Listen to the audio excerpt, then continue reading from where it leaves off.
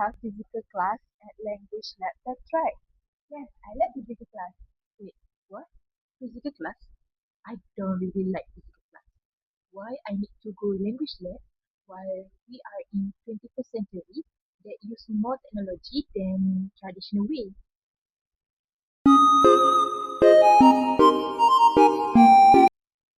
Hmm. Why? My name is My name is Najmitu Najwa binti Abdullah. My name is Naraini binti Abdullah. We are from IPG campus Datuk Razali Ismail. Hi and good morning, everyone. Good morning, Indian. Thank you for spending time with me today. Today, I would like to ask you guys to discuss about a topic based on the scenario that we present on the introduction, which is what are the advantages and disadvantages of online learning.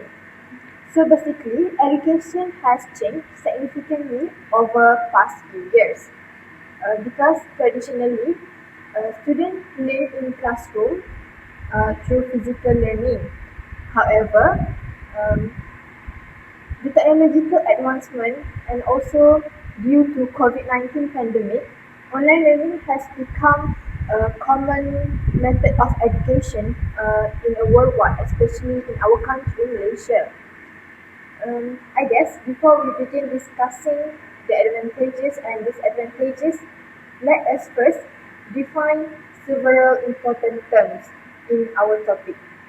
Firstly, I would like to introduce about physical learning, which is physical learning refers to traditional face-to-face um, learning process where teachers and students interact in the same classroom and also students attend physically, communicate directly with teachers, and also participate in classroom activities. With this traditional way of learning, students can receive immediate guidance from the teachers. Next, can you introduce about online learning? In my opinion, online learning is a method of education that takes place through the internet using digital devices such as laptops, tablets, or smartphones. Students attend virtual classes through platforms like Google Meet, Zoom, or Microsoft Teams without being physically present in school. For me, advantages refer to the positive benefits or strengths that some things offers. In our discussion, advantages are the ways online learning benefits students and their teachers. So the last one is disadvantages are the negative effects, weakness, or challenges that may happen when they're using online learning. Alright, Ayumi and Wawa, thank you. Personally, I think online learning has become a normal part of education because we can see that many students have experienced it, especially during the pandemic that I've mentioned before. And although it was introduced as a solution to continue learning, people still have different opinions and also different thoughts about whether it is better than traditional classroom learning. People still have different opinions and thoughts about whether it is better than traditional classroom learning. So today, instead of deciding which one is better, we will together explore both of positive and negative aspects so that we can have a balanced understanding about this topic. Now, I want Wawa to begin by sharing your thoughts on the advantages of online learning. Thank you, Izan. In my opinion, online learning provide many benefits, especially in today's digital world. So my first point is that online learning is offers for flexibility. Students can attend classes from almost anywhere as long as they have internet access. They also save traveling time because they do no need to commute to school or university.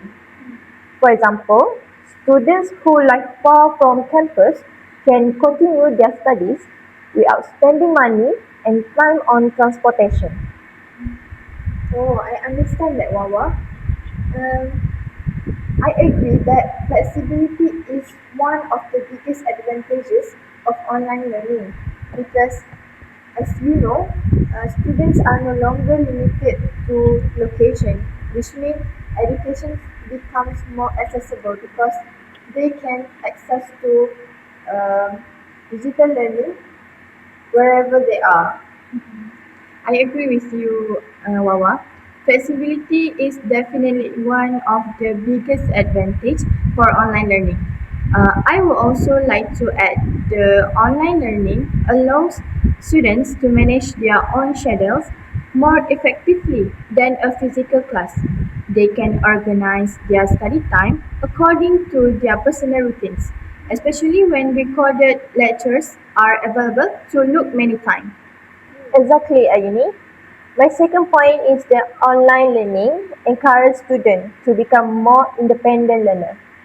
Instead of depending entirely on teachers, students can learn to search for information, solve problems independently, and manage their own assignments. These skills are valuable because they prepare students for higher education and future career. I'm sorry, Wawa. Can I interrupt for a moment? Sure, go ahead. Okay, just now you mentioned that independent learning, right? Mhm. So keeps meaning that students receive less guidance from the teachers. That's a good question, but it's actually not. Teachers still can provide guidance during online classes. However, students need greater self-discipline because they are responsible for completing tasks without constant supervision. I completely agree with you, Wawa. Many of university students often use online libraries, educational websites, and video tutorials to deepen their understanding beyond the classroom materials. So, we are moving on to my third point. So, online learning can also improve digital literacy.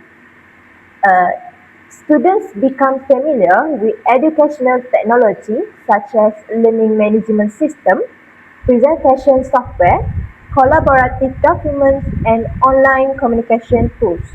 They also learn how to search for relevant information, organize digital files, and communicate professionally through emails and virtual meetings. Nowadays, digital skills are essential because almost every workplace requires employees to use technology effectively.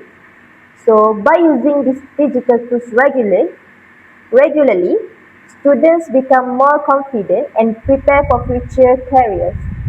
They also develop important 21st century skills such as problem solving, critical thinking, communication, and also collaboration. So, for example, students often work together on group projects using Google Docs or Microsoft Teams, where they can edit the documents simultaneously, share ideas, and give feedback in real time. This experience not only improve their technical abilities but also teach them how to work efficiently in a digital environment. Therefore, online learning is not only about gaining academic knowledge but also about equipping students with valuable digital skills that will benefit them in higher education and their future career. Alright, Wawa, I think that's a very strong point. However, I would like to hedge slightly by saying that this advantage mainly applies to students who have stable internet connection and also suitable devices, right? Yes, I agree with the observation. Not every student has equal access to technology, which actually brings us to the disadvantage of online learning. Some students do not have stable internet connections, while others may not own a laptop or tablet for their studies. As a result, they may struggle to attend online classes, complete assignments on time, or participate actively in discussions. This digital divide creates unequal learning opportunity and can affect student academic performance and motivation. Alright guys, so far we've discussed several important advantages, just like Wawa told us before, which is including flexibility, independent learning, and also digital literacy. I guess although these benefits are significant, but every learning method has its own limitations. Now, let's look at the other side of the discussion, which is the disadvantages of online learning. And now, Ayumi, could you explain some disadvantages of online learning? Alright, thank you, Izian. Although online learning has many benefits at all, it also presents several challenges. Okay, so the first challenges is the issue of poor internet connection and unequal access to technologies. Students are living in rural areas may experience unstable internet connections. Then the others students may not own laptops or tablets and have to rely only on their smartphones. That these issues will make learning more difficult. For example, students may miss important explanation when their internet connection suddenly disconnect during an online class. I completely agree with you, Ayumi. This is just because technology should make learning easier, not create additional barriers. Yes, you are right, Wawa. And I'm also understanding both of you guys' concern regarding internet access. In my opinion, this is one of the biggest challenges because education should be fair for everyone. Um, Now I want you guys to imagine if there's two students taking the same online examination, which is one has high speed of internet while the other experience constant disconnection. Did you guys think that even though both students study equally hard, their learning experience are completely different, right? Yes. And would you say that this issue creates uh, inequality in education? Yes, Izian, I totally agree that this issue can create unequal in education because some students cannot access the same learning opportunities as others. For example, during online learning, um, a students with fast internet access can attend all the lesson and communicate with their teachers, while the students with the unstable internet may frequently disconnect with the others. Alright, Ayuni, I understand your point regarding internet access. Yes, exactly, Izian. My second point is that online learning may reduce student engagement and their motivation.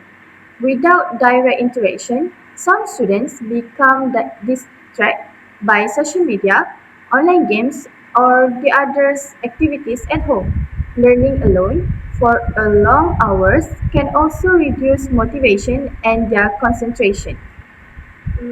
I agree to a certain extent. However, I think that motivation does not depend entirely on the learning method, which is teachers also play an important role in making online classes more interesting and interactive. For example, teachers can use quizzes, Kahoot, educational games, or interactive discussion to keep students engaged. So, perhaps the effectiveness of online learning also depends on how the teachers conduct the whole classroom. And may I add something, Ayumi? Yes, you may. Okay. I think these challenges also depends on individual students, which is some students they may remain highly motivated even during online learning because they possess strong self-discipline to make sure that they succeed in their future. Yes, that's true. I completely acknowledge with your point, Izan. Nevertheless, I believe many of younger students still require close supervision from their teachers and their parents. I agree with both of you. Perhaps online learning works better for mature learners than younger children. Exactly, Wawa. So now my third point concerns limited social interactions. So basically, physical classrooms that provide opportunities for their students to communicate, cooperate, participate in group discussion, and develop friendships. Online learning sometimes reduces this valuable social experience. So communication through a screen cannot always replace face-to-face conversation. Ione, could you clarify what do you mean by social interaction? Yes, of course. I mean, students may have fewer opportunities to develop communication skills, teamwork, leadership, and their confidence because they interact less with classmates in a person. Alright, guys, I understand now. That's an excellent clarification from Ayumi. Now, I would like to introduce another point that we haven't discussed yet, which is one possible disadvantages is the effect of online learning on students' mental health. Now, let me explain about mental health. Spending many hours in front of a computer screen can cause eye strain, headache, stress, and even feelings of loneliness because students have fewer opportunities to interact face to face with their friends or teachers. And at the same time, online learning also can reduce traveling stress and give students more time to rest, which is um, talking about mental health. It has both positive and negative impact. So I think um, its impact on mental health depend on how students manage their study life balance. What are your thoughts about this? Yes, we agree with Mm-mm. you. Okay.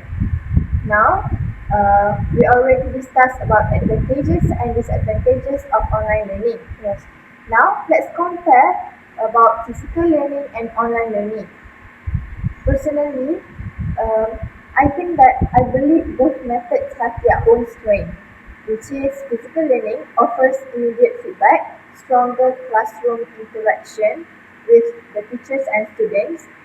Um, Physical learning also offers practical activities in the classroom and better communication between teachers and students because they stay close to each other and help students to have better communication. Meanwhile, online learning provides flexibility, convenience, and easier access to educational resources, which is suitable for generation in this technology era. And if you guys ask me which one I prefer, I would probably choose a combination of both physical learning and online learning. I think I share the same opinion with you. A blend learning approach combines face-to-face teaching with online activities. Students also can enjoy classroom interactions while still benefiting from digital resources. I agree as well. However, I think schools should first ensure that all the students have equal access to technologies before relying heavily on online learning. That's a fair point, Ayumi, because although online learning is beneficial, it should not replace physical learning completely because replacing traditional way of learning.